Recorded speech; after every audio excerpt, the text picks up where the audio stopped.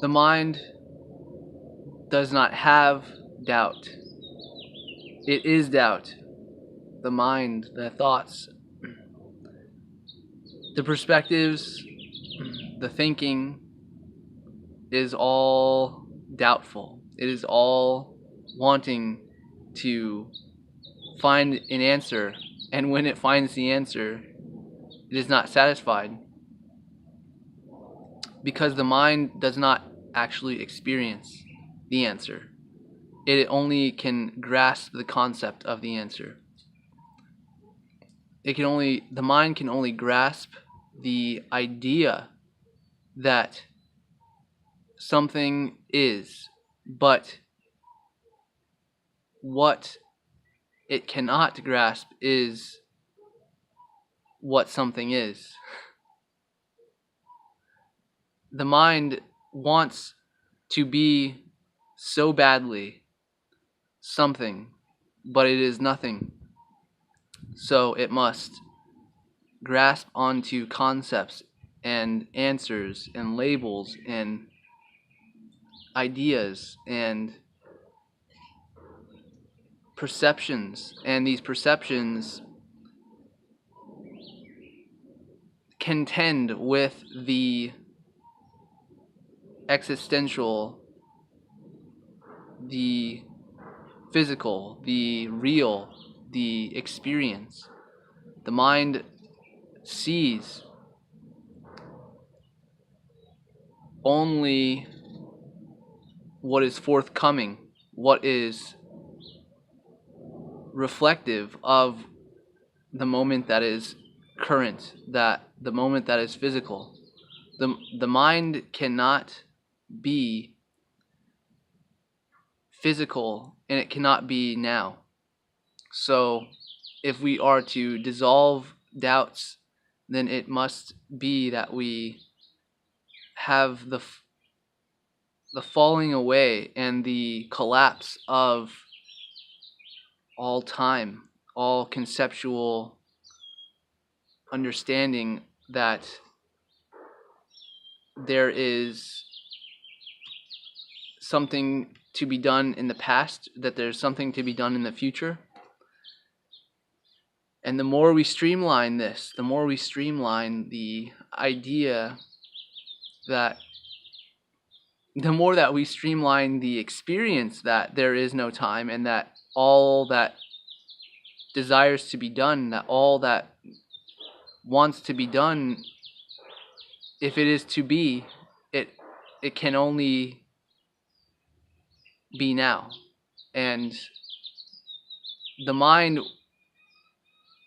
has its purpose and its own integrity in the idea that is a constant generator of reality.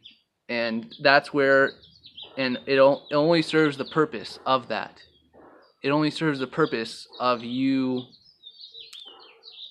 generating a new experience that you previously have not experienced.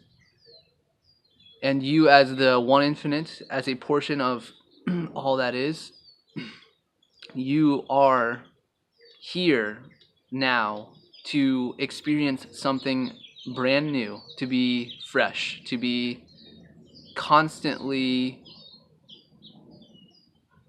enamored and wondered and in complete amazement in the now and what is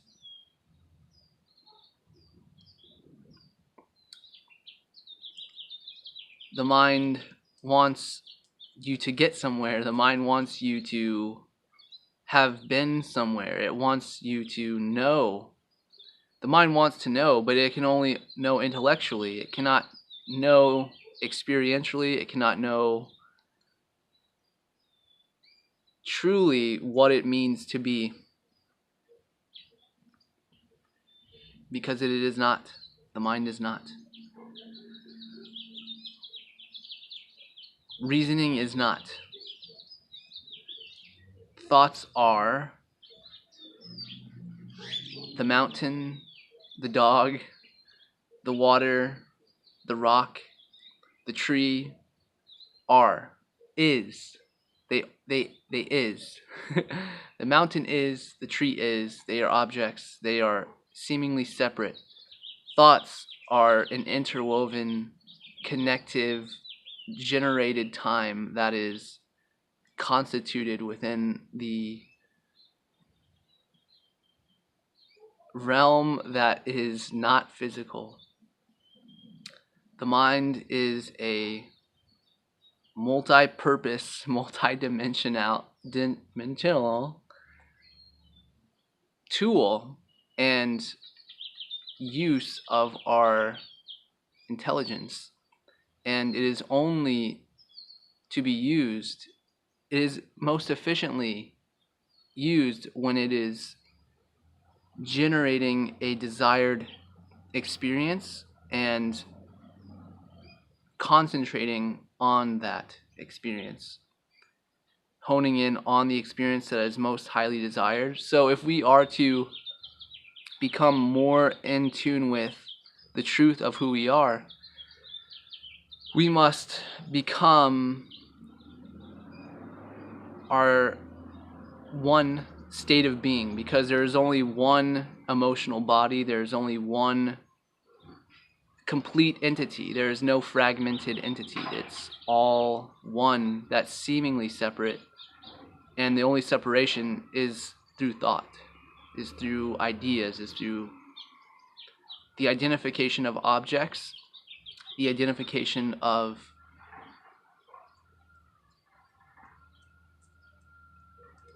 different people.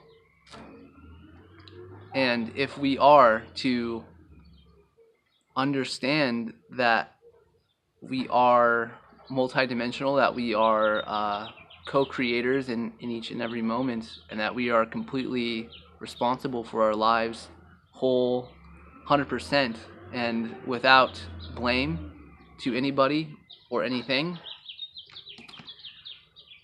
it is required for you to drop the thing and the state of being that makes you feel bad, that makes you feel contracted, that makes you feel negative, that makes you feel unworthy, that makes you feel less than what you ideally are, because your ideals are what you truthfully are. And the ideal is to be truth. Truth is, it feels good. Truth feels good. Truth does allow for good feelings. And it is so, truth is so loving, that it is so expansive, that you can also experience no truth, that you're able to think of the truth and it not feel good. And the truth, it loves you so much that it allows you to be in that truth that does not feel good and that does not serve you for however long as you like, because the truth is free. The truth is all. The truth is everything. The truth is every perspective and a valid standpoint and perspective and reality and personality and standpoint, and it is, truth is all. All is one.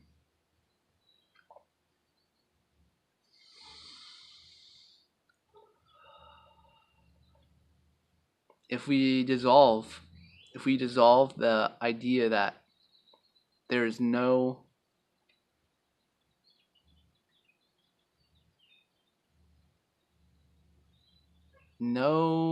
separate thing from what we are, and that all things all seeming separation is its own individual portion of truth, that it holds its own ability to experience and to be, then we are grasping intellectually what it truly means to be complete, what it truly means to be whole, what it truly means to be all, to be one. And this one is true love. This one is true affinity. It is true forgiveness. It is true understanding and connectivity and intelligence. For if we are able to see that another object has its own experience of truth, then we can see that from that experience, it is generating a perception, and that perception is giving it a real experience. It is giving it a tangible and valid and completely sacred experience. And with this, we can understand that there is no other moment,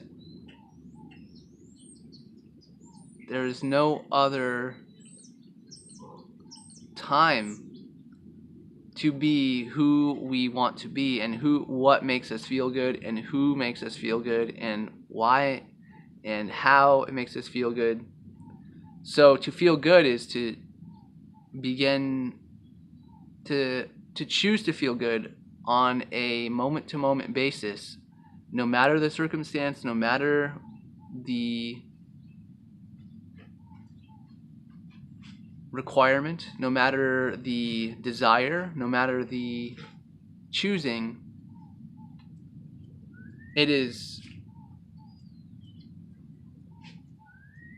to feel good, and that is the ultimate wisdom, and that is the ultimate experience of love.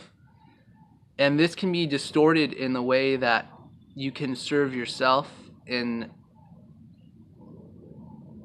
pursuing those desires that are not in alignment or in respect or integrity with another person's free will, and violating that free will.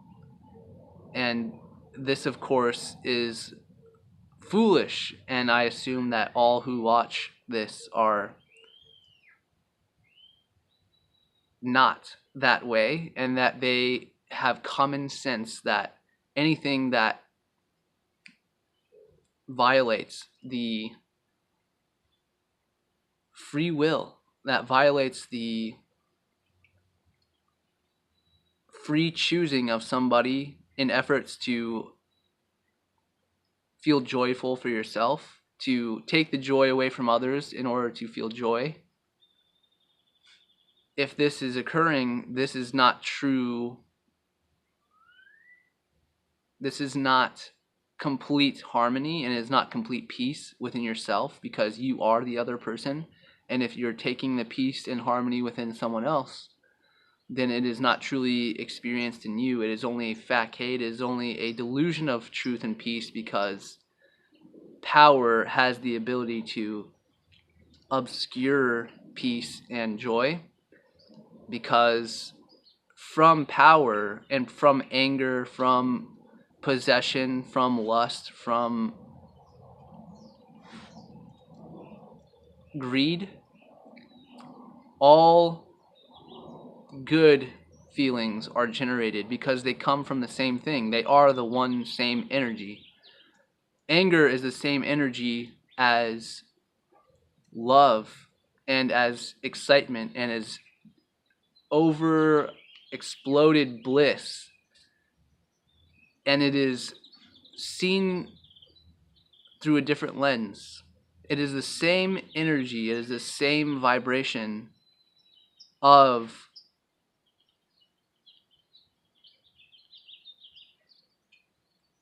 joy. it is only taken with a different attitude.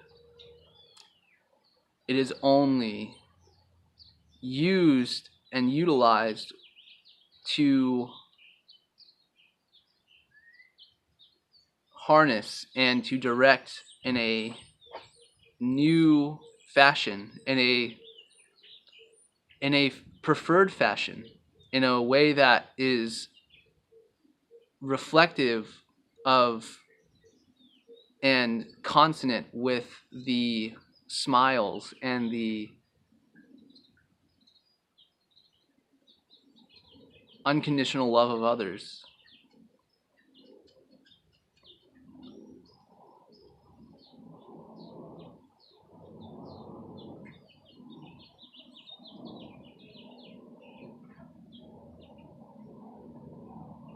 It is the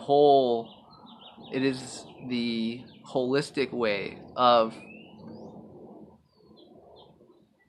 seeing